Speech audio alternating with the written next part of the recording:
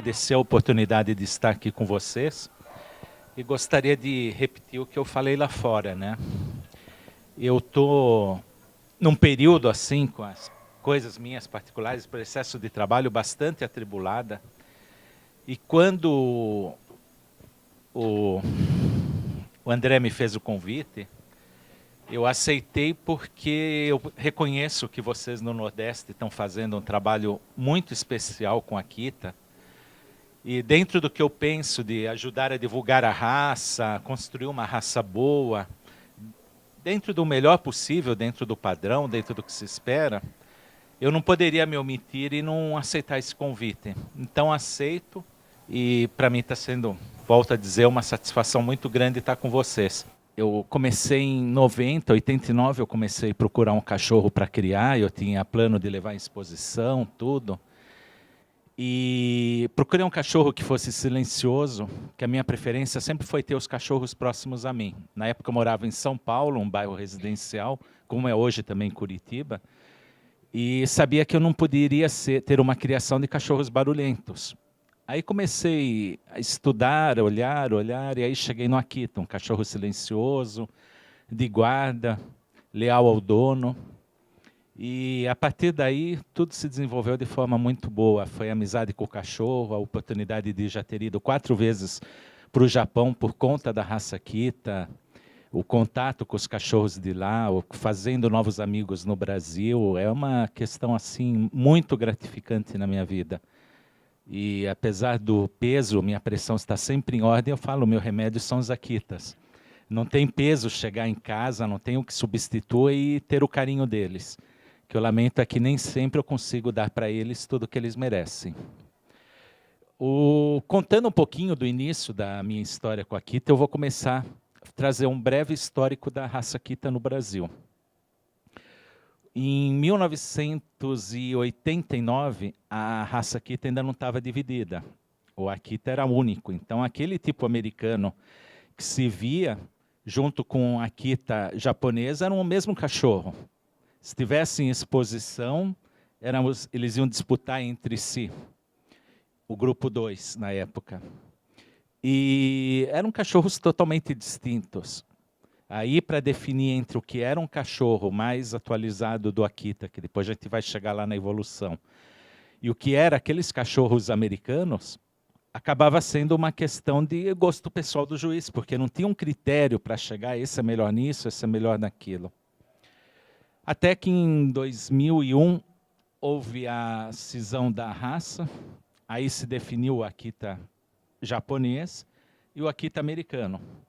E aí vários pontos passaram a ser trabalhados e fora do Japão, com mais afinco, sempre daqueles que escolheram a raça Akita com a tipicidade japonesa, de procurar os olhos mais triangulares possíveis, as orelhas triangulares projetadas mais para frente, e a cauda um pouco de inserção um pouco mais alta que do americano, um tipo físico diferente também, a finalidade deles é diferente, até que chegou até hoje. O que eu tinha na época para escolher, para estudar sobre a raça Akita, era a revista Cães e Companhia. Tá? E aí, num trabalho hercúleo, consegui em 90, 6 volumes da Cães e Companhia que falavam sobre o Akita. E ver como ele era diferente. Em 1982, esse era o tipo do Akita que fazia sucesso em exposição. Tá? A gente vê um cachorro totalmente diverso do atual, e o primeiro até mesmo diferente do Akita que se vê nos Estados Unidos. Era um cachorro mais leve e nem por isso tendo outras características, então completamente distantes. Aqui é 1988, já se nota uma pequena evolução, tá, do Akita. Tem o branco, que a gente nunca sabe o que tem exatamente por trás. Tinha esse tipo que seria um malhado, né? Com algumas coisas já do japonês, o focinho, algumas características, mas com cores hoje já não mais desejadas na raça. Os olhos a gente vê stop, linhas totalmente diferentes, a orelha muito mais pontuda do que atualmente. Aí tem o presidente do Japan Kennel Club, e numa oportunidade que ele veio julgar os Akitas aqui, ele acabou presenteando uma criadora de São Paulo com esse Akita, Roku Yamagata Moriya Kensha. Ele era um cachorro assim, bem diferente de tudo que existia no Brasil. E, sem sombra de dúvida, no Brasil pode-se dizer que ele foi um divisor de águas. Embora tenha uma questão que é um fato que eu tenho que dizer, que é bastante triste, é que ele desenvolvia, por outro lado, essa linhagem, desgraçadamente, eu digo desgraçadamente porque era um cachorro muito bom à época, trouxe muito problema de adenite sebáceos e de cães com epilepsia. Tá? Nós tivemos uma época no Brasil que veterinários, em geral, reclamavam muito da saúde do Akita. Comentavam da síndrome de von Harada, que era uma doença que ainda existe no Akita, mormente nos tigrados, e requer um acasalamento especial entre os tigrados, que acometia muitos cachorros. A adenite, que era incrível a força dessa doença. Quem não conhece a adenite sebácea, é uma doença que vai comprometendo a imunidade, a parte da pele do cachorro, ele vai perdendo todo o pelo, adquirindo mau cheiro e desenvolvendo lesões pelo corpo, até que chega um ponto que você controla inicialmente com banhos, com óleo de nenê, coisa do tipo, e depois o final do cachorro acaba não sendo o que a gente gostaria, precocemente acaba tendo que descansar. No mundo, a gente teve uma evolução do Japão, que eles começaram a raça há muito tempo, não como a Akita. Eles viam pinturas em sinos, em portas de monumentos, e se basearam em um determinado tipo de cachorro. Aí, por conta da Segunda Guerra, foi determinado que se eliminasse todos os Akitas que não tivessem, todos os cães, me perdoe, que não servissem para guarda. Ou seja, praticamente era só o pastor alemão. Guarda no sentido de policiamento, de atividade, né, que é uma coisa um pouco distinta. Os Akitas, alguns criadores, para manter o Akita, acasalaram eles com pastor alemão. Aí diziam que eram cachorros mestiços de pastores alemães. Outros a cruzaram com o Tosa, que é um molosso japonês. E outros mantiveram um outro tipo antigo que existia. Aí, fim da guerra, eles começaram, os japoneses, a elaborar, não para resgatar o que muita gente fala, o Akita antigo, porque nunca existiu um Akita antigo do jeito que é hoje.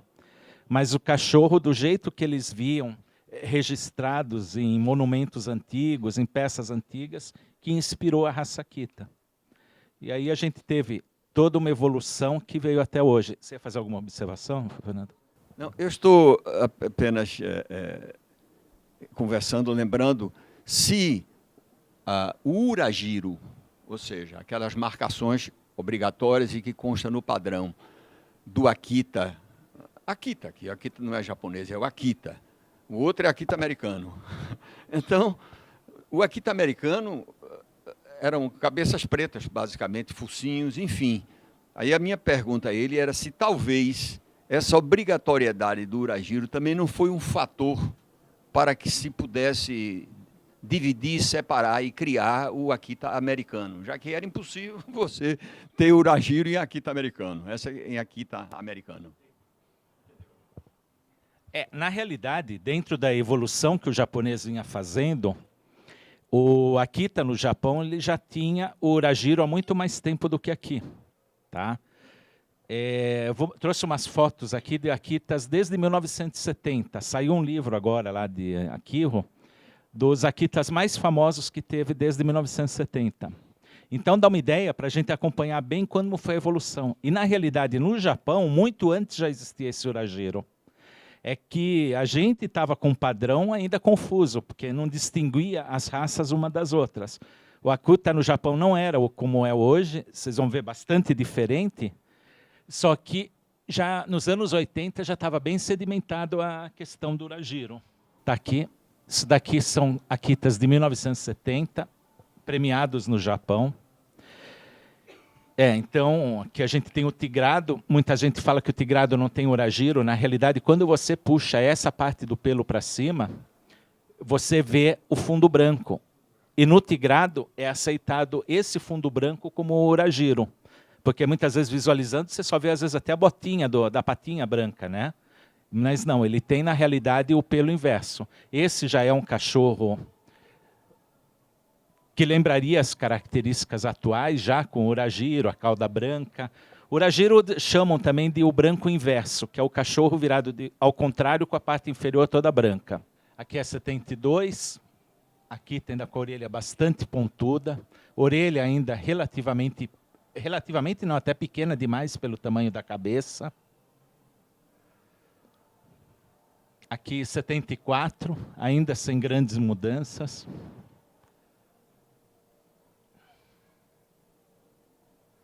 (76). A gente vai vendo algum trabalho, alguma conquista, alguma alteração no padrão, bastante sutil. 77. Exatamente. Aqui nós já estamos em 81. Esse daqui já é um Akita bem próximo do que a gente cultiva hoje em dia. Esse daqui não, esse ainda é mais um cachorro de transição. Aqui também 2 cachorros muito bons. Tigrado, olha, aqui só tem essa patinha, mas quando puxar esses pelos para cima, se nota que embaixo tem o pelo mais claro. 90, aí a evolução vai um pouquinho mais lenta, mas ainda vai se notando algumas mudanças. 92, 93, 94, 96, 98, 98, 99, 2000. A gente já vê a possibilidade, essa parte da bochecha mais desenvolvida, com uma possibilidade de uma juba maior, que antes não existia. Os olhos se posicionando ainda melhores. Exatamente. 2003, 2009,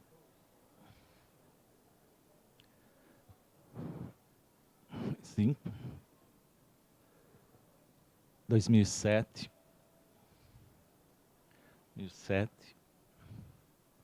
2008,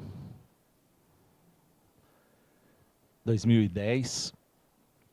Essa é uma cachorra já bem próxima da atual, as orelhas corretamente apontadas para frente, para onde está chamando a atenção da cachorra.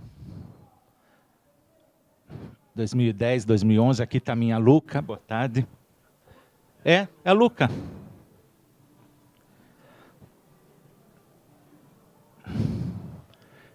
Que 2011.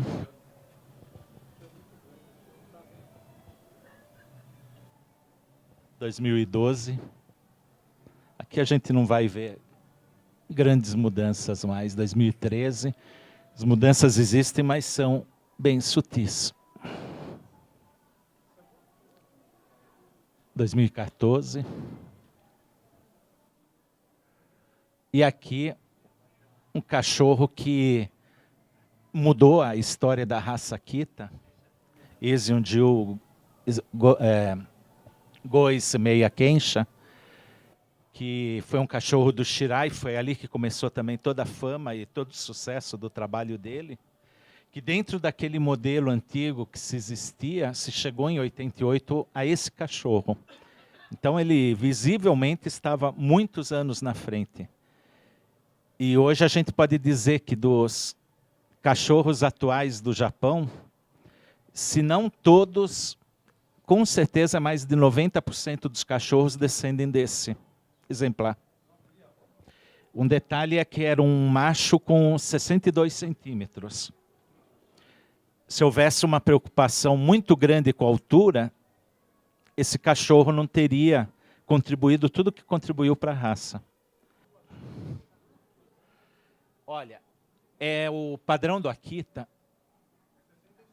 é 67 com variação de 3 centímetros. e com variação de 3 centímetros. O japonês tem uma medida, que eu não lembro de cabeça como chama, é Hanshu, alguma coisa assim, que ela dá uma escala um pouquinho diferente da nossa. Não, não é esse. A questão da altura. Então, o Akita, na realidade, para o japonês, ele é meio centímetro mais baixo do que o padrão que nós adotamos. Então, o que para nós coloca como ideal 67, desculpa, seria 66,5. E aí teria uma variação de 3 centímetros para menos e para mais, seria entre 63,5 e 69,5, e não os 70. Essa questão da altura é muito discutida no Japão. Quando eu estive lá, a primeira vez que eu estive no Japão, teve uma palestra patrocinada pelo Japan Kennel Club e pelo Kariabo, que era o presidente do Japan Kennel Club, que era inclusive da família Ito, e se discutiu muito a questão da altura do Akita. E quando chegou a esse ponto, entre eles houve uma discussão muito forte, porque alguns defendiam que a altura do Akita deveria ser inferior, e outros achavam que não, que deveria manter e trabalhar para os cachorros chegarem àquela altura. O que eu noto que é visível é que os japoneses ainda não conseguiram consolidar o tipo de Akita que eles acham ideal. Estão trabalhando, estão chegando agora já a uma certa um nivelamento em relação a algumas características, porém, eles ainda abrem mão de alguma coisa quando eles veem qualidades muito boas no tipo do cachorro. Então, por exemplo, a altura é uma delas. Se a gente leva um cachorro, se levasse esse cachorro e medisse ele numa exposição, desgraçadamente ele ia ser excluído da sinofilia. Mas não, no Japão eles têm o Akiro, é uma sociedade diferente que caminha paralelamente ao Japan Kennel Club. Como aqui é a sociedade de cães pastores, porém com uma independência maior, regras próprias, tá? Que estabelecem coisas diferentes. E porque eles ainda não consideram o Akita formado, eles ainda, quando vem alguma coisa que foge do correto, eles ainda mensuram até que ponto vale a pena penalizar e até que ponto vale a pena considerar aquilo com o risco de perder muitas características. O que me chamou a atenção sobre a questão da altura, e a gente está com criadores, é a importância disso que ele está colocando, porque um cão com várias características maravilhosas, ao olhar de algum medindo apenas pela altura, como estaria excluído de um certo plantel. E eu acho que o trabalho de um criador é justamente isso, é ver onde pode melhorar algumas características, né? Que todo mundo tem cães que têm características negativas e muito boas características. Eu acho que o trabalho do criador é um de artesão. É um cão desse aí, o tanto de características boas, e muitas pessoas vão olhar, está fora do padrão e elimina de um acasalamento um cachorro desse. A altura, geneticamente, se você acasala um cão muito baixo com uma cadela, por exemplo, muito alta, o que é que acontece na genética? 25% puxa para o pai, 25% de nascer para a mãe, mas 50% é intermediário. Então, isso é geneticamente. Então, o estudo do criador é o que vai desenvolvendo ao longo dos anos isso. Porque está com um cão desse muito baixo, mas de várias características, você vai, aos poucos, pegando essas características e deixando a altura no padrão. É só uma consideração, né, dentro disso aí, para os criadores. Eu vou fazer alguns comentários do padrão e eu vou deixando correr o filme, até com certeza é mais agradável olhar o filme do que a mim. E quando tiver alguma alusão, alguma coisa ao cachorro, eu já aproveito nossos modelos que estão aí na frente, tá? Vou começar um pouquinho falando sobre o temperamento do Akita, uma questão que se coloca muito.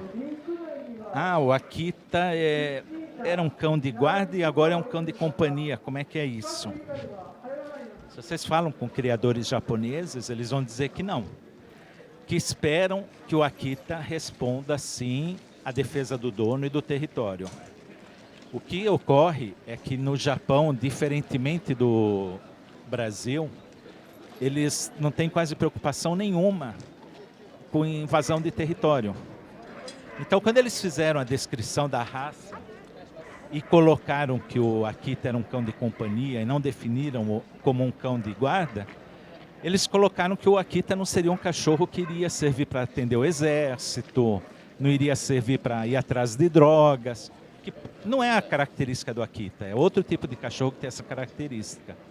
Então, quando eles fizeram esse posicionamento, o que eles colocaram? Eles colocaram que o Akita, então, não seria um cachorro apropriado para isso, mas não que ele não seja em guarda.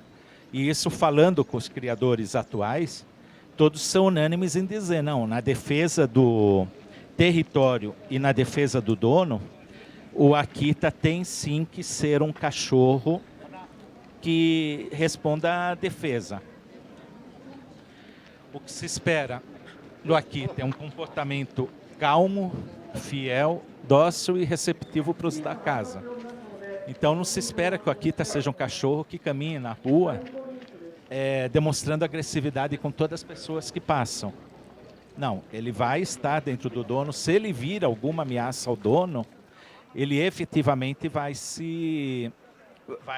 demonstrar as suas habilidades. No que os japoneses falam, eles dizem inclusive uma questão que para nós ficaria muito ruim, que o Akita deve ter fartura de agressividade. Quando diz isso, não é que o Akita tem que sair mordendo todo mundo, não, é a determinação dele, seja para briga, que graças a Deus não se cria mais o Akita para isso, mas é uma característica que está presente na raça, esse comportamento. Seja para a defesa do dono, tudo, ele deve ser implacável. Ele vai e se espera que ele atenda e não tenha só um comportamento intimidatório. Cabeça deve apresentar um crânio grande, sem rugas, não pode ser em maçã. Quando a gente vê aquele Akita lá atrás, a gente nota, só porque essa parte aqui muito arredondada. Hoje não, hoje se espera que seja mais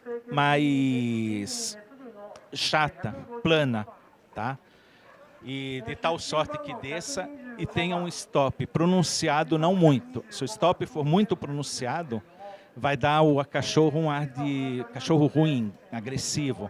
E se for pouco pronunciado, você perde aquele ar de nobreza, do olhar da profundidade. Uma das formas que o japonês tem de olhar um filhote, sempre que vocês virem um filhote mostrado por japonês, eles vão te mostrar de frente. E muitas vezes os aprumos totalmente tortos, tudo totalmente torto, mas a expressão eles procuram captar o máximo. E dentro dessa expressão, o que eles buscam sempre é a profundidade no olhar. Então isso é uma questão muito importante de olhar o Akita, você vê aquele ar de nobreza e ver a profundeza no olhar. Se você vê um Akita com um olhar que não seja de um cachorro determinado, que é o que eles chamam de profundidade, eles não consideram bom. Então isso é uma coisa que vem também do próprio temperamento do cachorro. Se o cachorro não tem, se o Akita não tem temperamento bom, dificilmente ele vai olhar com ar de nobreza, ele vai estar com ar de acanhado, tímido, e isso daí para eles é considerado falha. A proporção, a profundidade da cabeça é de 6x4, sendo 6 da testa ao stop e 4 com o comprimento do focinho. E o comprimento da cabeça é 9,22 da altura do corpo, considerando-se como padrão a sua parte mais larga, esta sendo metade do comprimento da cabeça. Essas partes desproporções eu peço licença para ler, que eu lembro mais ou menos, mas com exatidão mesmo só fazendo a leitura. Eu estava falando do stop, o ângulo considerado ideal do stop é 135 graus. Esse seria... Oi? Não muito fechado e nem muito aberto, né? Que seria o que eles consideram ideal para dar o ar de dignidade. O principal do olhar seria mesmo nessa questão a dignidade. De que quando o ângulo é muito aberto, acaba o olho também perdendo aquela penetração, aquele olhar firme. Os dentes dos Akitas devem ser em tesoura, perfeitamente, a mordedura em tesoura, ajustados. E isso é uma coisa interessante, eu não tenho experiência nenhuma com o Shiba, mas a pedido do André, por conta da cobertura televisiva, eu fiz uma simulação lá de análise do Shiba. E quando você olha o Shiba você vê a mordedura em tesoura bem perfeita, os dentes caninos bem alinhados. No Akita você ainda vê uma pequena folga. Isso é de forma generalizada. É uma questão que ainda seguramente vai ser melhorada, vai ser trabalhada, de tal forma que fique bem rente. A gente vê, isso não chega a ser muito grave, porque não é extremamente separado, mas não é tão fechado como é, por exemplo, do cão da raça Shiba.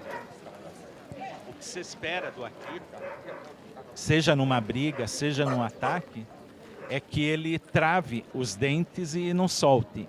Quem já teve experiência de briga em casa, infelizmente já passou por essa experiência e sabe o quão difícil é abrir o focinho do Akita e soltar o que ele estiver atacando, o que estiver acontecendo. E para isso, para a perfeição disso, se busca que sejam bem ajustados, que a mordedura seja bem ajustada. O que se espera, a profundidade do ângulo da boca olhando de lado, tornando-se a distância da base mais a ponta da orelha até o lado do nariz, é na proporção de 10 para a cabeça e 3 para o focinho. Ela tem uma forma de pequeno cálice. Uma época falavam muito de afinamento, afunilamento, faziam outras comparações que acabavam não espelhando bem o que esperava dos cachorros, o que esperava do focinho. As bochechas moderadamente desenvolvidas. Isso é uma coisa que já desde filhote dá para você ver quando o cachorrinho tem a cara cheia, protuberância na região lateral. E isso a gente viu na evolução da própria raça, como dá a diferença no olhar do Akita, né? Ele ajuda a formar toda essa parte aqui, que dá uma dignidade muito grande na expressão dele. Os olhos relativamente pequenos, mais escuros possíveis. A base deve estar sempre apontada para a base da orelha, tá? E não se espera um triângulo, que o formato do olho seja de um triângulo perfeito. A gente deve... Eles são quase que amendoados. Uma época surgiu uma confusão e se achava que o bom era o Akita de olhos pequenos. E isso, fora do Japão, acabou se desenvolvendo realmente uns Akitas com olho muito minúsculo. E esses cachorros, se a gente olhar hoje, comparar com a Akita atual, a gente vê que eram cachorros que perdiam totalmente a expressão. Aquela profundidade de olhar que eles falavam também ficava seriamente comprometida. A parte superior da orelha é de formato triangular, mas não é um triângulo absoluto. Pode ver que ela é ligeiramente arredondada, tá? Esse é o correto. Não é para ter um ângulo muito fechado, meio arredondada. E uma questão também muito importante é que, olha, sempre que ele está prestando atenção em alguma coisa, isso, ó, a ponta da orelha esteja posicionada para onde ele está vendo. Em tese, a gente não precisaria nem olhar, os olhos para saber a direção que ele está observando. Bastaria olhar a ponta das orelhas para saber o que ele está vendo. Aí essa posição é típica do cachorro em estado de aceitação, de repouso, né? E aí essa é de teimosia mesmo, para ficar em stay.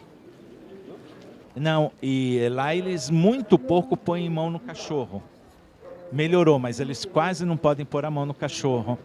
Então o trabalho deles é muito mais hercúleo. Parece que eles não sabem apresentar. Não, eles fazem um treinamento. Quando chega na época das principais exposições, é diário e várias vezes, sabe? Mas é porque eles têm limitação no manejo do cachorro, tudo, tem que mostrar suas qualidades. E se vocês olham, o Akita lá, uma observação, é julgado quase parado. Esse é o único movimento que o cachorro faz. Aí, o que os juízes dizem? Que quem é juiz tem que saber conhecer o padrão. Tem que saber conhecer a dinâmica dele. E que só de olhar tem que saber indicar se ele sabe se movimentar corretamente ou não. Essa guia, na realidade, ela teve uma evolução assim. Era uma guia de rinha com 2 pontas. Então, quando o cachorro ia para a rinha, ficava uma pessoa segurando ele daqui e outra de lá. E para não escorregar, tem esse ponto que parece um cortineiro, né? Para dar firmeza para eles segurarem. Aí, as rinhas foram perdendo seu espaço, ainda bem, né? E eles adaptaram para guia. Tem alguns criadores ainda que hoje apresentam a guia dupla. Mas aí, normalmente, eles passaram a apresentar com apenas uma parte da guia. Então, ela, na realidade, é uma metade do que é aquilo que ela foi utilizada. E para os machos, eles usam 2 coleiras, desculpa. Uma de metal e outra de couro, e para a fêmea é só uma de couro. Exatamente que seria a ideia de dar a firmeza máxima para segurar o cachorro. Para o cachorro não fugir. O que eles dizem, Paulo, é que a cauda tem que balancear com a cabeça. Então, quando você olha, a primeira coisa que tem que chamar a atenção no Akita é isso. Se a cauda está com o nó muito baixo, muito fechado, ou ela não se expande, ela nunca vai ter balanço com a cabeça, não vai ornar. Então aí eles não consideram bom.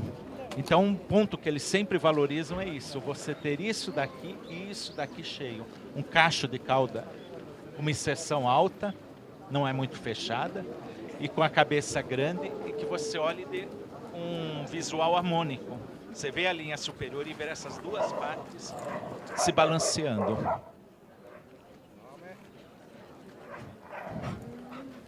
Eu não vou particularizar nenhum cachorro, mas de fato tem uns cachorros que são muito fechados e aí compromete essa primeira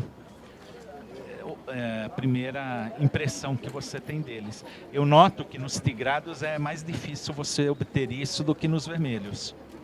Tá? Isso daí eu ia chegar lá na questão do padrão. É assim, ela não desqualifica. Ela é só considerada uma falta, né? A língua manchada. Agora aí existe uma polêmica muito grande. Uma coisa é língua manchada, outra coisa são pequenas pintas, tá?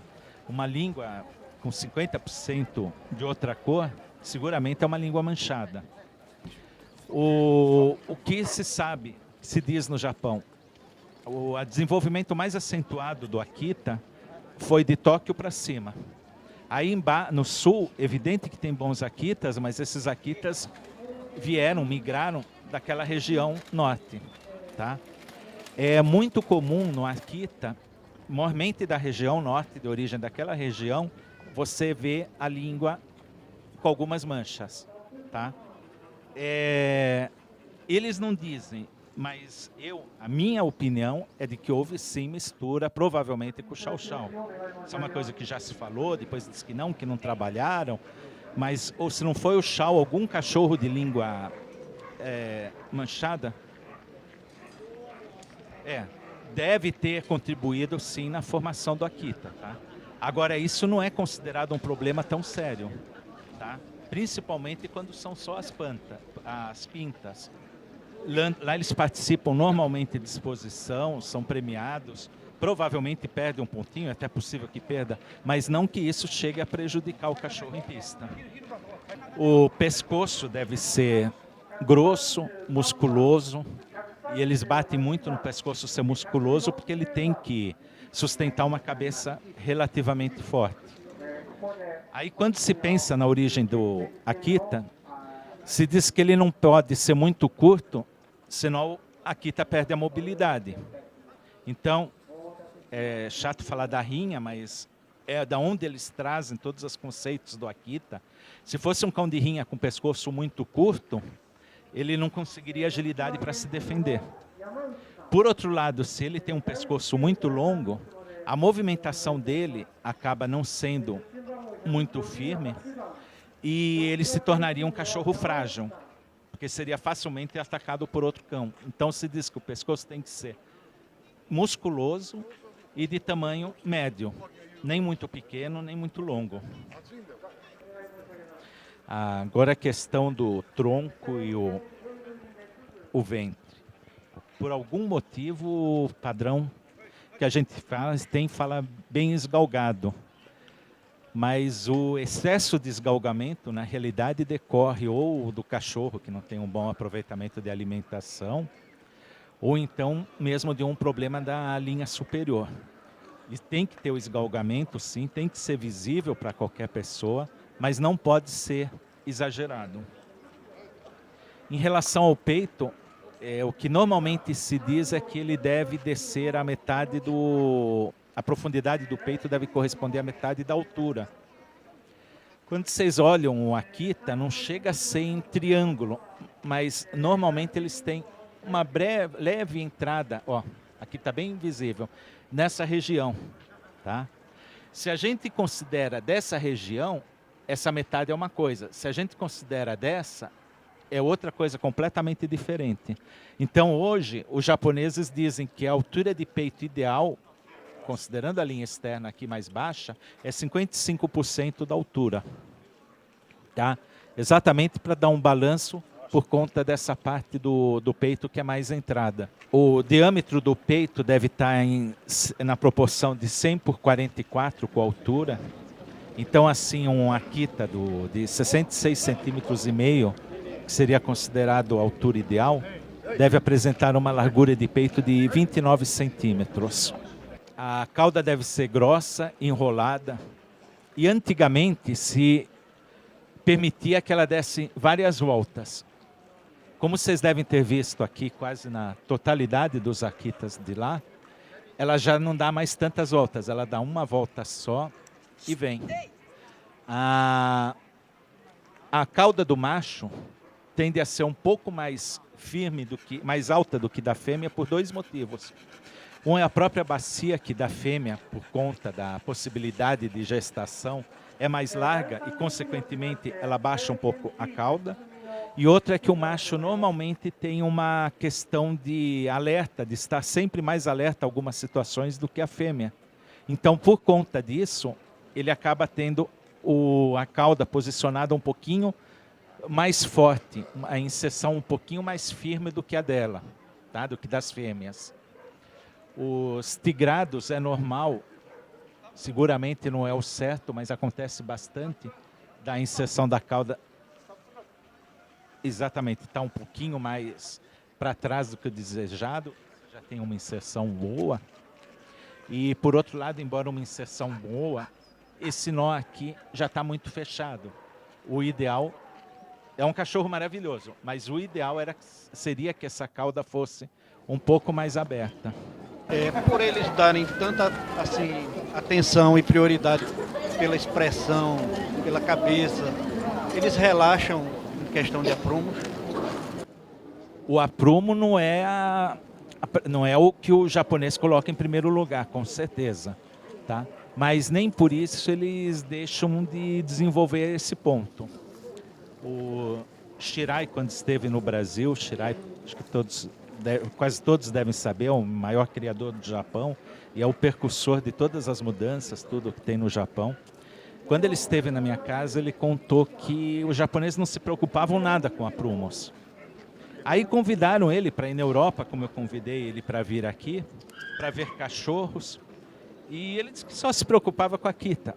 Aí ele chegou numa exposição, viu os Akitas e viu outras raças de cachorro e chamou a atenção a ele um criador da Itália, o Richard Hellman, que misturava o Akita americano com o japonês e ele notou que dava uma movimentação, aprumos melhores.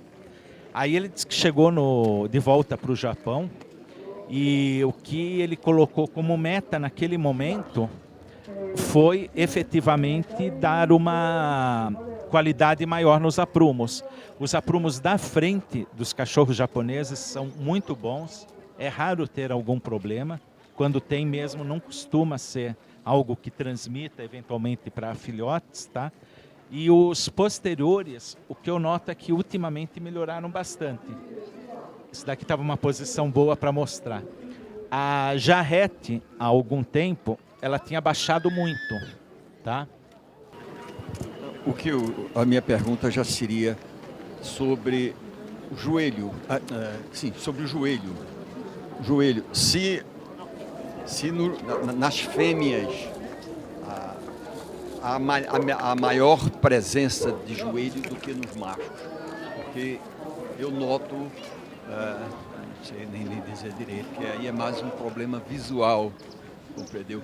Eu noto que os machos tendem a serem mais retos, terem as angulações mais moderadas, enquanto as fêmeas um pouco maiores, o que dá uma maior curvatura, uma maior presença do joelho. Não sei se há alguma lógica nisso.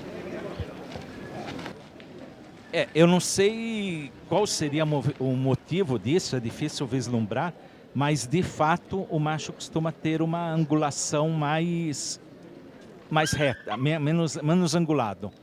Talvez seja a mesma sustentação da bacia, pensando em filhote, talvez alguma coisa desse tipo já da própria natureza. Agora, sobre a tua pergunta, uma época foi diminuindo a altura a distância do jarrete para a parte de baixo, e você notava que a movimentação começou a perder força, porque quando o cachorro movimenta, o que dá um impulso para ele é o trem posterior, e o trem anterior ajuda a fixar o caminho, se ele vai virar direita, esquerda, né? Então estava acontecendo isso. E há algum tempo eu notei que eles começaram a voltar a ter a distância do jarrete para o solo maior. Essa parte aqui maior. Quando eu... Oi? Maior, exatamente. E esses cachorros têm apresentado movimentação melhor. Exatamente por ele ajudar a dar aquele impulso para a parte da frente. E isso é uma coisa que eu coloco bem recente, tá? Eu acho que de uns 4, 5 anos para cá que eu tenho sentido essa mudança. Que uma época foi muito curioso que se olhava os jarretes, todos, era regra, muito baixos. Exageradamente, tá? Para quem não acompanhava aquela época, eles chegaram mais ou menos... Aqui acho que nem tanto. É que esse já não tem um jarrete muito alto, mais ou menos nesse ponto aqui. Então, respondendo à tua pergunta, eu acredito que eles pensam sim nos aprumos e tudo mais. Não é o ponto mais importante, mas eles têm a preocupação. Vamos dizer assim, essa andada que o Akita dá quando ele corre, que parece um coelho, isso é normal? Sempre foi assim? Sabe qual é? As duas patas de trás, ele caminham juntas. Quando o Akita está sendo conduzido, ele não está livre para correr, ele visivelmente se policia para não sair correndo. E se a pessoa começa a correr, o desastre aí é total. O Akita não é um cachorro para ser apresentado em alta velocidade. E a elasticidade que você vê na movimentação, você vê com ele solto, sem condutor. Aí quando ele brinca, ele corre, pula, é algo completamente diferente, que vem aí da origem do cachorro de ser bem rústico, tudo, que não é quando ele está com algum condutor do lado. Agora, quando ele está com o condutor, sempre a movimentação dele tende a ser um pouco mais lerda, um pouco mais parada. O comprimento da cauda tem uma coisa muito interessante. Se diz que a cauda deve chegar até a altura do jarrete.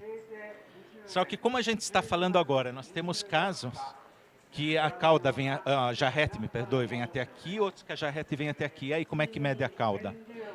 Exatamente. A fêmea, a bacia já dá uma projeção também um pouco diferente para a cauda.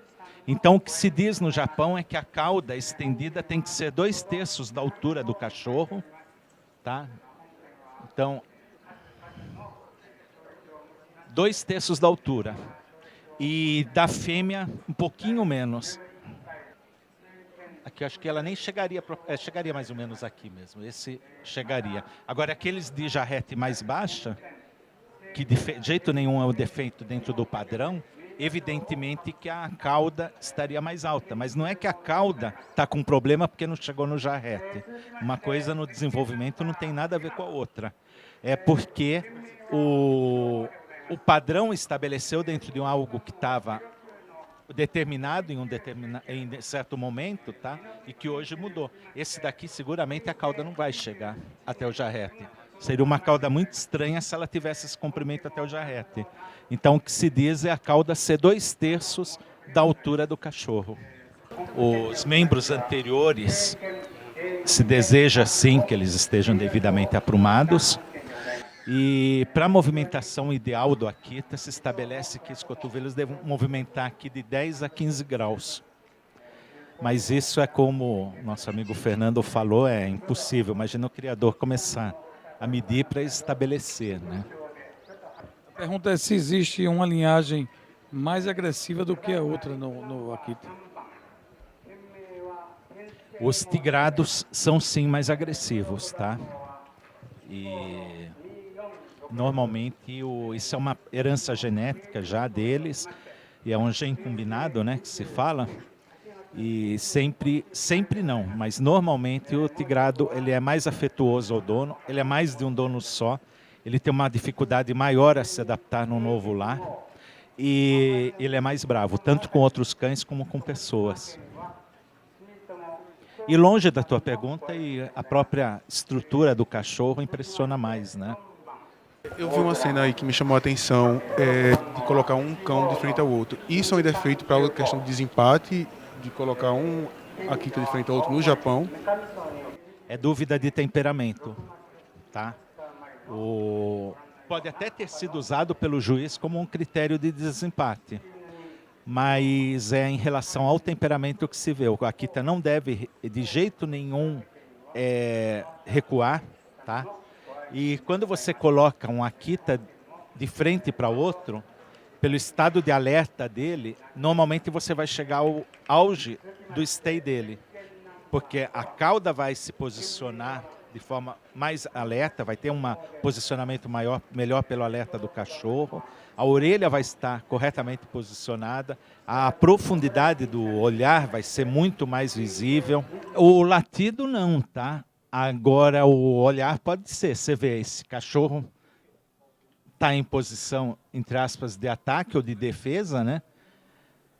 E você vê a orelha olhando para onde está direcionado, visivelmente você vê a profundidade do olhar, você vê o balanço do corpo, porque ele se arma todo, porque ele imagina que vai ser um ataque, ele quer impressionar, e pela tensão a cauda está bem posicionada. Isso a gente poderia dizer que, tirando o aprumo das patas, é o melhor que se conseguiria numa expressão de um Akita. Provavelmente estava rosnando. Só uma dúvida nessa parte. Nessa parte do aprimoramento genético da raça em si. Como eles aceitam muito o cão Akita, que eles dizem que tem um temperamento equilibrado, que o Akita ele conhece o dono, né, o amigo do dono, o intruso e o invasor. Para eles, em si, critério de avaliação do toque do avaliador, do juiz em si, ele avança em cima. Tem alguma discussão em caso disso? Se vai haver, porque se ele tem um temperamento equilibrado, quando o juiz toca no cão, ele vai atacar, né, em si. Porque ele, como é temperamento equilibrado, para ele é o invasor. Tocou no cão e ele ataca. Aí, esse critério, tem alguma mudança para fazer de avaliação ou não? Porque quando ele toca no cão e o cão ataca, parece que perde ponto, né? Uma pontuação menor.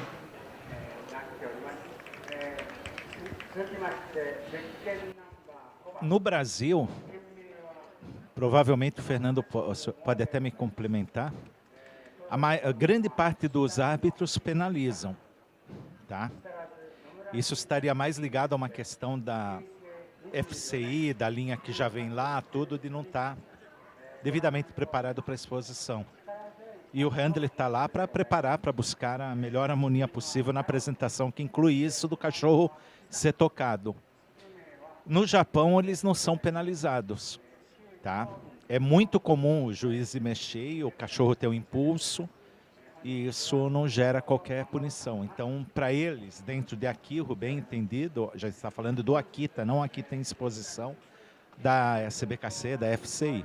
Eles acabam não dando muita importância para isso, tá? Então, o que você falou do cachorro distinguir o dono do amigo do estranho, isso daí é uma característica muito forte do Akita. Vou só responder ele e depois te passo. É uma característica muito forte do Akita. E isso você nota quando vem visitas, eu só não deixo meus cachorros soltos, porque é um cachorro de um porte razoável e às vezes causa um desconforto para a pessoa, para a visita que está entrando, então eu prendo. Mas eu tenho certeza que eles não atacariam, tá? Exatamente. Não vai balançar o rabo para brincadeira, é um comportamento bem diferente.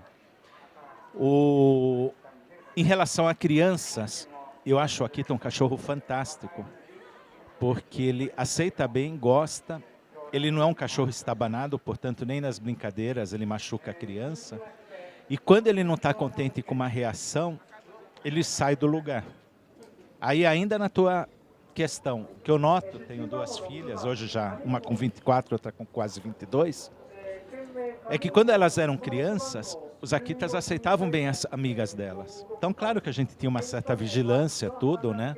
Mas não tinha problema, elas tiravam. Normalmente a minha mais velha gostava de tirar os cachorros e brincar que estava em exposição, tudo mais, e não dava problema nenhum com as amigas. A partir dos 15, 16 anos a coisa mudou, tá? Então é que eles começam a ver que aquilo pode, na cabecinha deles, representar um perigo.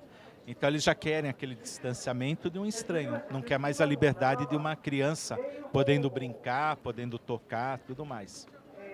E aproveitando para falar isso do temperamento, de forma totalmente desarrorizada para mim, se disse em São Paulo há algum tempo que o Akita não deixava que pusesse mão na baciazinha de comida enquanto eles estivessem comendo. Ali eu tenho que dizer qual é uma falta de pulso do mestre dele, que tem que se impor, ou então era um cachorro com desvio de temperamento muito grande. Eu estou com a raça há 27 anos, já tive inúmeros Akitas, e até hoje nunca nenhum rosnou para mim, teve qualquer comportamento quando eu mexi na baciazinha deles, com eles comendo mesmo, tá? Então, essa questão aí do respeito, da devoção do Akita ao dono, é bastante forte. E queria perguntar, tem 2 tipos de reglamentos diferentes nas exposições especializadas e nas do CBKC para o temperamento do Akita no Japão?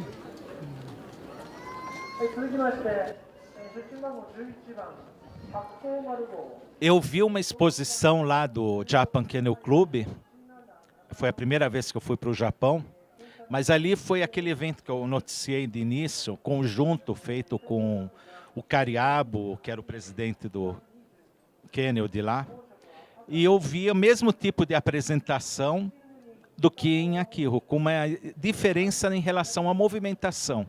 Lá, como aqui, eles fizeram o círculo, os cachorros deram a volta, não com tanta ênfase, também com tanta velocidade como alguns handlers, pensando em outras raças, fazem.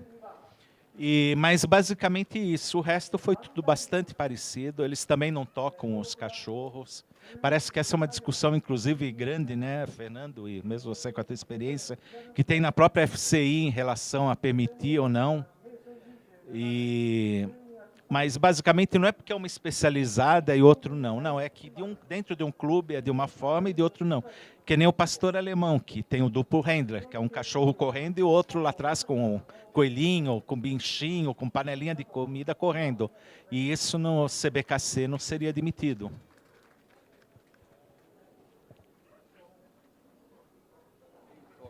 Só completando a pergunta dele. Veja bem, o cão, seja de que raça for, não é obrigado a deixar que outra pessoa, e no caso o árbitro é uma outra pessoa, põe a mão nele. De maneira nenhuma, ali é a integridade dele. Agora, compete a quem o está apresentando a ter sobre este animal o devido controle para tudo aquilo que o árbitro quiser olhar ou saber sobre o animal, esta pessoa, este handler tem a condição de mostrar.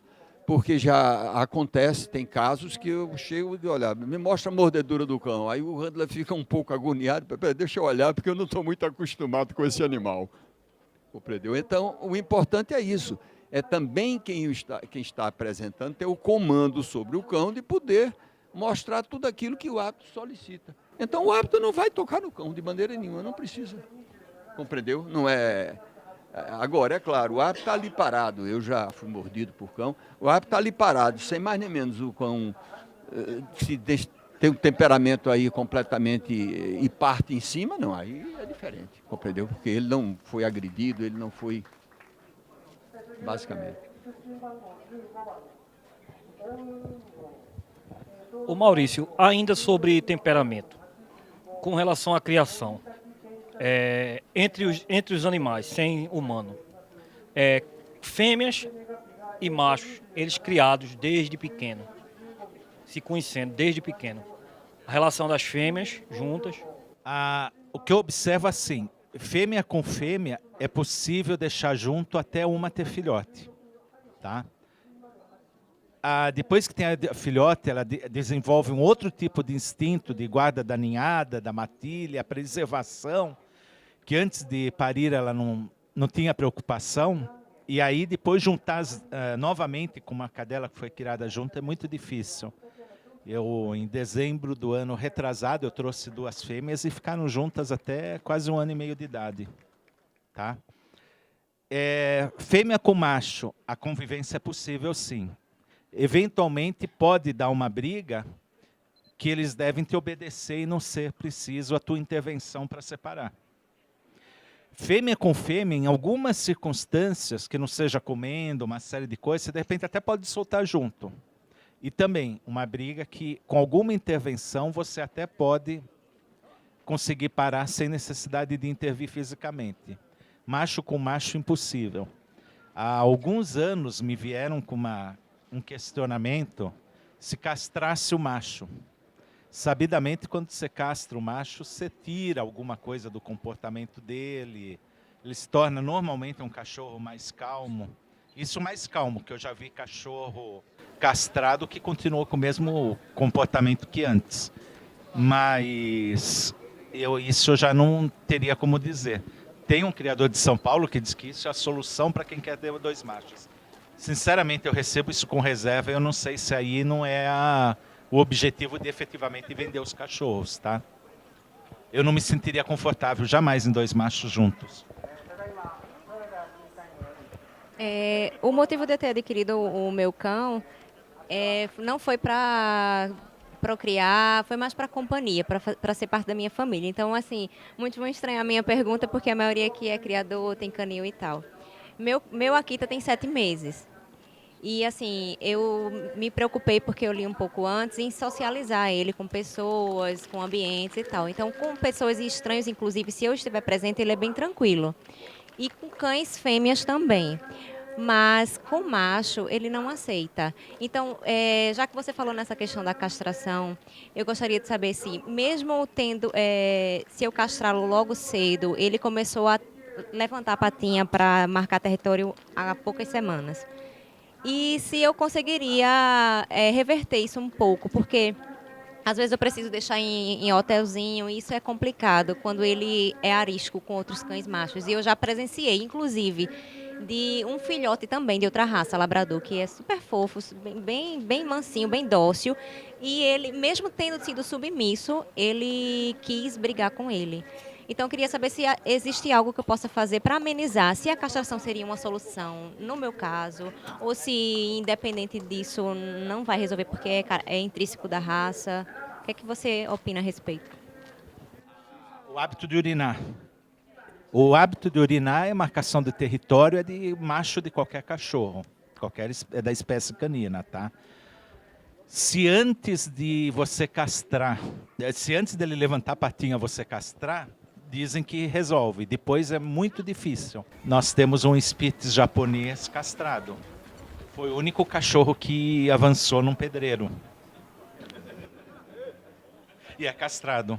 E não é da natureza do Spitz ser um cachorro de ataque agressivo. Ainda na deixa aí de comportamento, eu queria tirar uma dúvida. Na sua experiência, a experiência de Paulo Sintra aí, de quem mais puder. Eu tenho uma cadela tigrada. E eu tenho uma cadela vermelha. E eu não sei porquê, desde novinha elas não se batem. A ponto de, essa semana agora, quase que elas se mataram. E para separar, foi confusão. O instinto selvagem vem que é um negócio impressionante. Aí, se alguém tiver aí como me ajudar a me orientar, porque nem próximo uma fica da outra, não é nem questão de ninhada, porque tem o berçário, tudo, não é questão de ninhada, é questão que elas não se batem mesmo, desde pequena. Há muitos anos eu tive um Akita macho que ele era complicado. Ele queria se pegar com tudo que fosse machos do canil. Isso é o comportamento normal do Akita, mas tem um limite. Ele estava a 10 metros, ele queria pegar. E o que eu fiz, que melhorou bastante, foi pegar ele e um outro macho e levar para passear junto. Com muito cautela, claro, para eu não me ver na situação dos dois brigando na rua. E fui fazendo isso, fazendo um rodízio com todos os machos. Aí deu uma melhorada, tá? Agora, da tua pergunta, eu pensei em um outro detalhe. Sabidamente, a castração acaba dando uma propensão ao cachorro engordar. Muitos dizem que é por conta do hipotiroidismo que desenvolve. Essa é uma questão aí bastante polêmica na medicina veterinária. Por o cachorro engordar, pode ser que ele fique um pouco mais calmo. Isso tá no sangue dele. Eu não confio em castrar e ele vai ficar realmente manso com outro animal. Se for uma outra raça, eu acho até que dá certo, mas a Akita tá no sangue dele. Ele briga mesmo, castrado ou não castrado. Eu tenho um Akita de 9 meses. E quando ele tinha 6 meses, 5 meses, a gente tentava socializar ele com outros cachorros. E era quase impossível, ele não queria papo com o cachorro. Fugia, às vezes não queria papo, ficava um pouco agressivo. Tinha medo dos outros cachorros. Enfim, aí a gente começou a socializar mais ele. Hoje, ele já brinca solto com cachorro de diversas raças. Soltinho, brincando. Brinca a tarde todinha. Nunca tive problema num parque. Ele brinca num parque, numa área fechada, num parcão. Sabe, né, o parcão? Pronto, ele brinca com todos os cachorros, fêmea, macho, tudo. E nunca teve problema. Não sei se isso vai ser ruim para ele, se é melhor essa atitude, esse comportamento vai mudar, se é para a gente modificar alguma coisa. Porque ele era muito antissocial, hoje ele já é muito sociável. Tem que tomar alguma precaução com isso. O Akita, esse é um. O Akita desenvolve, a maturidade dele, em todos os aspectos, exceto sexual, é por volta do macho uns 3 anos de idade. Até lá você tem um crescimento do crânio, alargamento da cabeça, a parte muscular dele aumenta, o temperamento dele vai ficando mais definido. Em relação a essa questão de agressividade ou intolerância com outros cães, um desenvolve mais cedo, outro mais tarde. Eu penso que você, com esse tipo de comportamento, esse tipo de atividade, pode estar retardando um pouquinho esse ponto da maturidade dele. Mas um dia ele vai ter esse daí, porque é instinto dele, é formação da raça. Não, você pode, mas uma hora você vai ver que vai ter que parar. O ideal é você ter uma sensibilidade de ver antes que corra algum acidente. Que isso é de uma hora para outra. Meu primeiro Akita, eu estava andando com ele na rua, ele tinha 11 meses, até então era um cachorro calmo. E tinha um vizinho da frente que tinha hábito de andar com Golden solto na rua. E ele veio em cima, eu falei, olha, tira, não é bom, Akita não é muito de tolerar outros cachorros. E veio, ele se abaixou e travou aqui. Então, a primeira vez que eu vi o cachorro tendo aquele comportamento, e foi uma situação que não foi nada confortável, embora a culpa não fosse minha. Então, você tem que tomar cuidado para não enfrentar uma situação dessas já antes de você se antecipar a tolher o cachorro dessa possibilidade. Em relação a esse comportamento, a gente pode controlar um pouco com adestramento? Seria uma solução? O Akita é um cachorro mais rústico, não é um cachorro policial. Então essa parte, ela pode aliviar, mas eu acho que coisa mínima, que quase não vai ser sentida, sabe? Eu acho praticamente impossível um adestramento que consiga impedir um macho de atacar outro macho e fêmea depois da maturidade, salvo aquelas situações corriqueiras que eu falei, com algumas limitações, de não querer atacar outra cachorra. Eu já tive cachorro até, e tenho, com as pessoas, com um linear de aceitação muito mais alto, muito mais tolerante do que a média dos cachorros que eu já tive. Agora, eu nunca tive um Akita que fugisse de um outro cachorro, que não tivesse vontade de atacar. Até mesmo cachorros que, por alguma questão de viagem, alguma coisa, tiveram algum problema de temperamento, quando se trata de briga, não. Aí isso é uma coisa que realmente a gente tem que conviver, tem que tomar cuidado. E eu sempre digo que se tivesse uma coisa que eu pudesse mudar no Akita, seria isso. É uma coisa que a gente tem que trabalhar com muita firmeza e muito cuidado.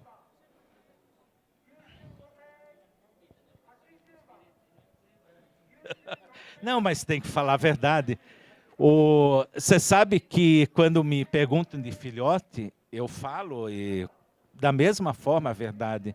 Porque às vezes acontece, a pessoa tem lá seu cachorrinho há 8 anos, quer inserir outro cachorro junto.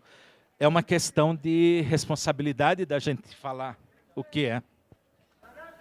Aproveitando para dar, não uma dica, né, mas eu como, vamos me categorizar como consumidora, não sei, como cliente, proprietária, então, enfim. Para vocês que têm canil, que são criadores, que trabalham vendendo, comercializando esses cães, as pessoas se iludem muito com aquele filme lindo, né? Para sempre a seu lado, o cão fofinho, que bonitinho, que sai na rua solto e caminha e corre, não mexe com ninguém, não mexe com nenhum cachorro. E aí você, quando vai escolher um cachorro, muitas vezes sem ler a respeito, pode acabar se influenciando com uma mídia dessa e adquirir uma Akita e ter outro cão em casa, ou não ter o pulso forte para criar o cachorro com um temperamento desse. Então é sempre bom que vocês alertem as pessoas que comprem sobre essas questões, né? Que a pessoa não vai poder ter outro cachorro, e se tiver vai ter que ser sobre vigilância. Muitas vezes vai ter que até ficar separado. Então, acho isso importante, porque as pessoas podem até se frustrar com o cão que tem, porque queria ter ele e outro cachorro e não vai poder, porque queria ir no parque e deixar o cachorro solto, brincar de bolinha para ele pegar e voltar e não vai poder. Então, acho muito importante que as pessoas sejam alertadas quanto a isso. É a minha opinião.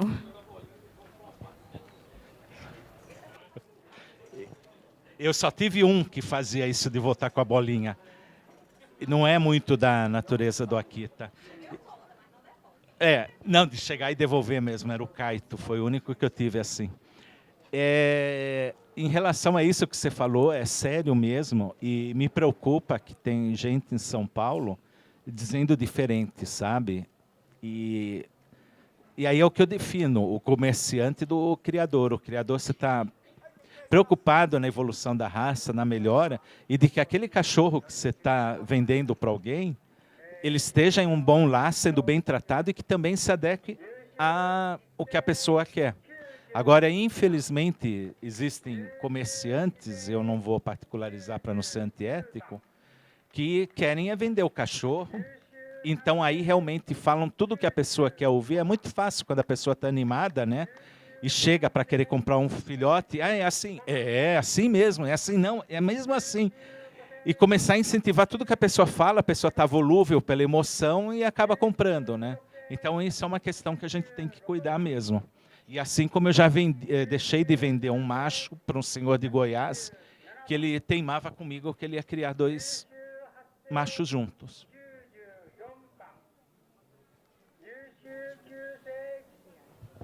Eu só queria, nesse ponto aí, relatar minha experiência, né? Antes de a gente comprar um Akita, a gente pesquisou muito e viu que o temperamento era muito forte. Só que a nossa imaturidade achava que socializando ele mais pode dar resultado bom enquanto a isso. Mas a gente vê que não é bem assim. Até um próprio adestramento a gente não consegue, na hora de uma briga, né, controlar muito.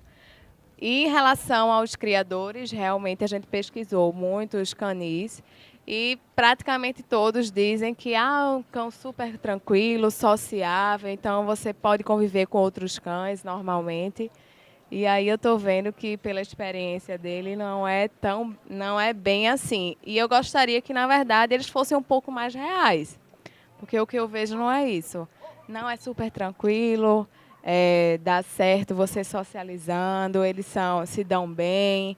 Só tem que ter um pouco de receio com macho, que é normal de toda raça. Mas aqui, na verdade, eu estou vendo que não é bem assim, né? Eu achei que com adestramento, a socialização fosse melhor. Mas realmente não é tão fácil. Muita gente confunde adestramento com educação. O adestramento fica, senta, vem junto, tá? E educação é essa parte, convivência com outros cachorros, não entrar dentro de casa, não fazer necessidades em determinados locais, isso é uma parte da educação. Isso vai do proprietário descobrir seu dom e passar para o cachorro. Você não vai conseguir um adestrador que faça todo esse trabalho, tá? Ele teria que estar na tua casa direto. E nesse trabalho estaria, dentro do que for possível, das limitações do que é inerente ao cão, a questão de temperamento e de convivência.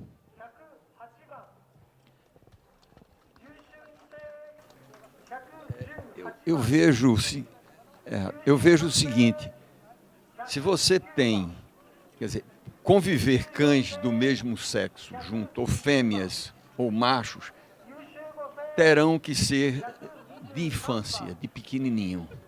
Você pode ter 2 ou 3 machos que, em pequeno, com 3, 4 meses, foram colocados juntos, estão no canil, eles conviverão por muito tempo sem nenhum problema, desde que não apareça por perto nenhuma fêmea, principalmente em cio. É muito mais fácil você poder ter esses machos juntos do que ter 3 fêmeas, porque no momento, em 2 ou 3, no momento em que a primeira fêmea entra no cio, elas próprias, entre elas, já brigam. Porque fica uma querendo montar na outra.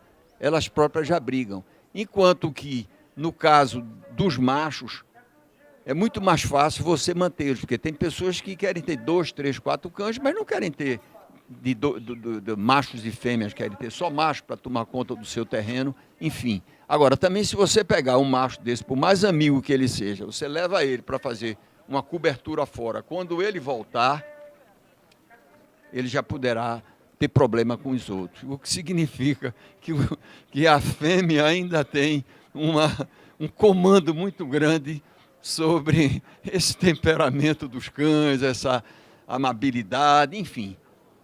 Perfeito? No meu entender, eu passo. Fernando, eu te respeito muito, peço até desculpa por discordar parcialmente do que você falou. As minhas fêmeas, eu consigo deixar juntas, inclusive, no cio, sem problema nenhum. Sem problema nenhum. É apenas a partir do momento que uma delas parir, que evidentemente aí não tem mesmo contato com a outra, ou melhor, se tem pela grade, já vai querer começar a brigar dali. Exatamente. Aí, depois de parir, não adianta mais querer aproximar. Eu nem tento porque eu sei que é impossível, tá? E o macho com macho, eu acho que talvez dê até para ir um pouquinho mais do que o Paulo está falando, mas uma hora ou outra não é só a fêmea, é a disputa do território. Pastor alemão, o pessoal consegue. Eu tinha uma casa perto da minha, que eu via um pastor alemão, um Akita macho e uma Akita fêmea. Mas isso é uma situação de absoluta exceção, que a gente não pode considerar sequer como executável em outra circunstância, tá? Isso calhou de ali dar certo e seguramente o dono consegue liderar muito bem os cachorros, esse é o principal ponto, mas isso daí foge completamente do normal, então nunca se deve espelhar isso e falar, não, eu vou comprar porque eu vou fazer um trabalho nesse sentido e vai dar certo. Teve um cão, ele com 9 meses, eu tinha uma fêmea também, e no primeiro cio dela, no cio, ele se transformou, passou a ser outro cão. E ela teve um segundo cio agora, eu percebi também a mudança, ele era um cachorro antes, e durante o cio, ele assim, mudou completamente a agressividade, e em o cio terminando, ele voltou, ele mudou a ponto de estranhar outra cachorra, fêmea, macho, na rua, assim, o cio é um divisor, um momento muito marcante realmente. Eu acho que o que ela falou é muito importante em relação aos criadores, porque eu já ouvi criador falar que você poderia conviver um Akita, inclusive, com um coelho. E depois de um tempo o Akita comeu o coelho. Né? E essa cliente ela chegou a vender, dar o cachorro. Eu acho que a cliente conhece essa história. Mas tem que ser dito, eu acho, a verdade. Eu me preocupo muito, porque às vezes eu percebo que muitos criadores às vezes vendem como se estivesse vendendo um husky. Né? Você pode colocar no apartamento. Tem uma questão muito interessante. Existe hoje uma preferência muito grande pelo tigrado, que é o de fundo escuro, alguns falam preto, atribuem vários nomes. E aí tem também o vermelho e tem também o de fundo prateado, que esse praticamente sumiu, aquele que é prata mesmo, né? A gente praticamente não vê. E o que ocorre é o seguinte, o de pelo vermelho, embora a pelagem, isso é um gosto pessoal, não seja tão bonita como daquele mais escuro, é um Akita que normalmente ele traz mais qualidades próximas ao vermelho. Tá? Até porque normalmente eles têm na linha ascendente próxima algum Akita de cor vermelha, eles acabam tendo o olho mais corretamente posicionado, orelhas, uma série de qualidades. O Akita de pelagem escura, ele tem uma beleza muito grande pelo conjunto, mas quando você olha especificamente detalhes do tipo dele, de tipicidade, você vê que ele está algumas gerações atrás do tigrado de fundo vermelho. Aqui é apenas um registro que é curioso. Na década passada, o Brasil registrava aproximadamente 50% a mais de Akitas do que no Japão. Isso é muita coisa, se a gente considerar que os que nascem aqui nem todos são registrados, e os que nascem no Japão, praticamente todos são registrados. Então, a quantidade aqui é muito grande. E o legal de estar conversando com vocês é ver o empenho de todos e a preocupação com temperamento, com saúde, com muitas outras questões que não apenas a beleza do cachorro, né? Isso daí é fundamental. Se a gente não adianta ter um cachorro bonito que não tenha bom temperamento e não tenha boa saúde. A dúvida é mais temperamento. A dúvida que eu tenho, Piola, é mais assim, por exemplo, eu tenho 2 machos seus, né? Um da Argentina e um de São Paulo. E os machos convivem bem assim entre as grades, não tem briga. Já as fêmeas, todas se odeiam. É isso que eu acho. Eu acho interessante isso porque os machos são calmos entre si. Eles não brincam junto, não soltam junto. Só criam individual em casal. Mas a convivência dos machos, eu nunca vi nenhum nem rosnando pro outro. E as fêmeas é complicado lá. Mesmo no cio, lado a lado, com grade, todos calmos. Na verdade, é o que eu te disse, aquele último macho meu que eu comprei de você, eu nem conheço o latido dele ainda, direito. Nossa, para mim, Sabe que eu, inclusive, por conta, às vezes, do manuseio, a necessidade de pôr um cachorro do lado do outro, tudo, eu estou até fazendo um canil, reformando, tirando o grade e pondo vidro, para evitar essa situação, sabe? Não quebrar dente, que é o mais comum. As fêmeas, elas se estressam mormente na época da procriação, quando estão cobertas mesmo, e que vingou a ninhada, normalmente é um período de instabilidade maior. E depois, logo que tem um filhote, é bem complicado.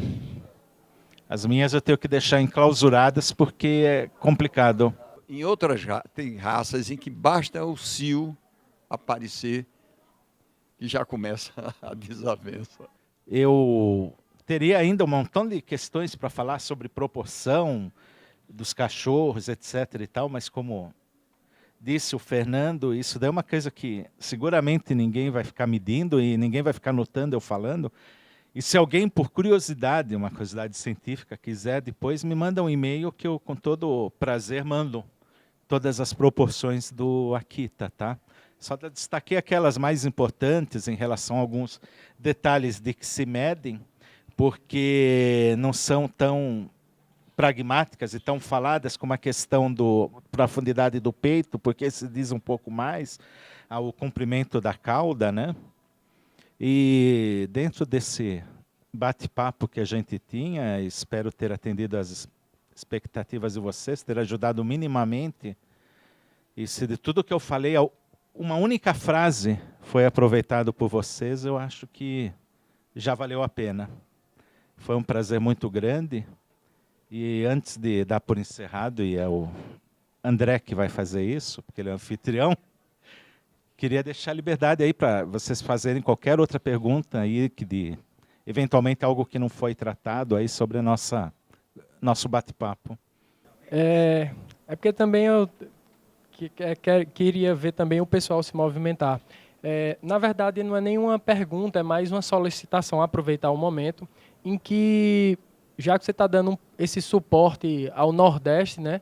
O que você tiver de material, de coisas sobre Akitas, se você puder mandar para André, e André contribuir com a gente, assim, vai ser muito importante.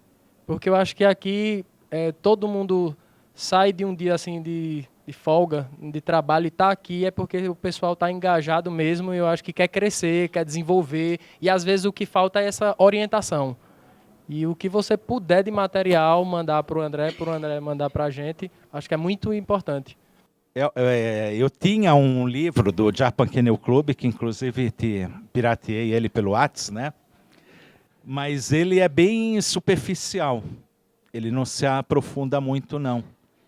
E o pessoal de Akiro não é muito de escrever, tá? Eles falam e eles têm um padrão, eles não comentam. O último estudo que teve, que o Shirai me entregou quando ele esteve no Brasil, foi dos anos 70, mais ou menos. Inclusive, aquilo lá não está atualizado para o que é o Akita hoje, tá? E as coisas que eu tenho são aquelas de estar em viagem, conversando, eventualmente me surgir alguma dúvida, alguma coisa, uso da intérprete para mandar por e-mail e perguntar alguma coisa, né? Mais alguma questão?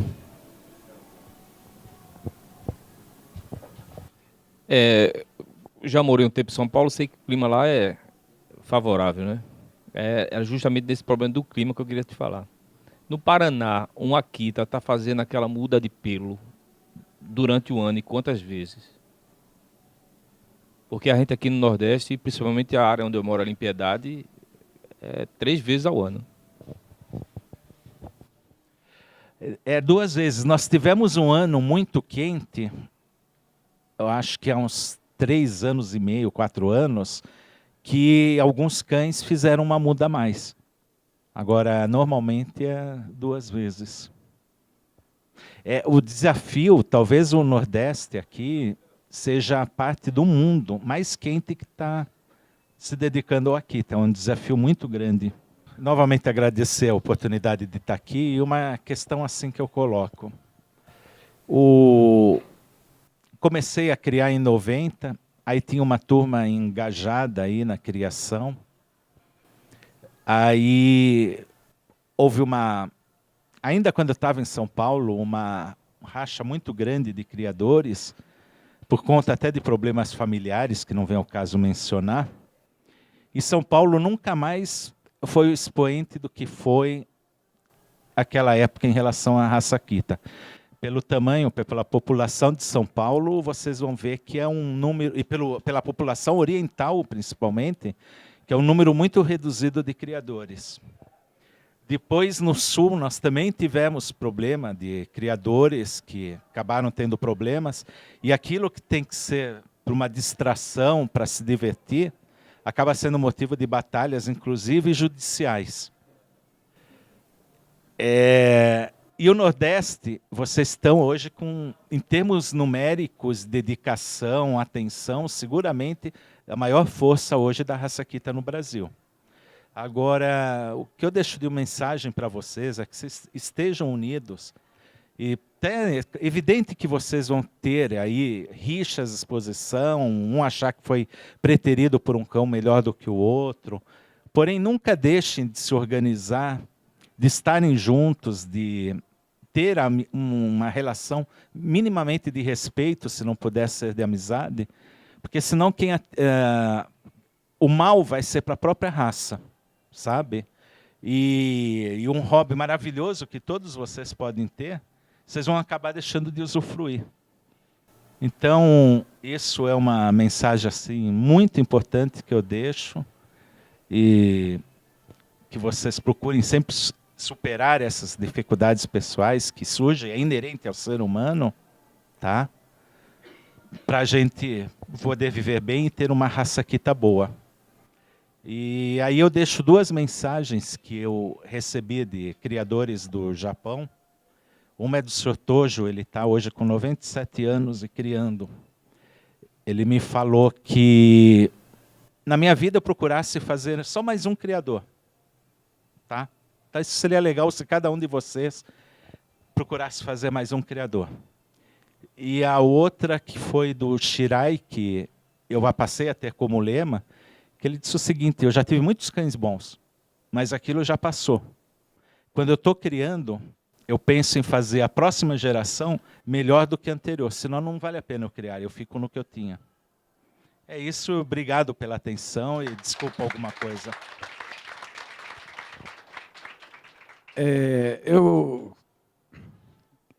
Assim, me deixa muito feliz a sala hoje estar tão cheia assim, porque quando a gente estava organizando o evento, inclusive aqui no Quênia, me disseram que eu não precisava nem dessa sala para a palestra de Pioli, que a gente poderia fazer num espaço. E aí está aqui o doutor Fernando, que sabe que quando tem reuniões de raça aqui, quando é uma palestra como a de Pioli, que é mais técnica, são poucas pessoas que têm interesse em ouvir. Então, veja, a sala não tem lugar para mais ninguém. Então, é uma coisa... E, inclusive, ficou gente lá embaixo que queria subir e ouvir a palestra de Pioli. Então, assim, eu espero que esse primeiro encontro de Shiba e Akita, que a gente conseguiu unir criadores hoje que estão nessa sala, que seja o ponto de partida e que hoje seja um dia histórico para poder a gente começar a alavancar a nossa raça. Ou seja, a gente tem condições hoje de pleitear o Quênia, que seja a primeira especializada de Akita daqui do Quênia. Segundo Paulo, já houve uma na Bahia, mas é uma coisa rara, porque hoje a gente precisa de 15 cães em pista para poder a gente fazer a nossa especializada. Nós temos muito mais do que isso aqui. A gente precisa se juntar para fazer com que isso aconteça. E é isso que eu peço a vocês, que a gente exatamente se una para poder essa raça crescer aqui no Nordeste. Inclusive, eu tenho, vamos dizer assim, feito grande esforço em visitar outros estados para ver como é que a raça está. Não só de Akita, mas de Shiba também, que eu crio Shiba. E eu fui para a reunião para a exposição dos 70 anos lá no Rio Grande do Sul, e só tinham 4 Akitas e 4 Shibas. Fui para a da CBKC em Atibaia, que também foi o aniversário da CBKC, não foi, seu Fernando? Também foi 4 Akitas e 4 Shibas.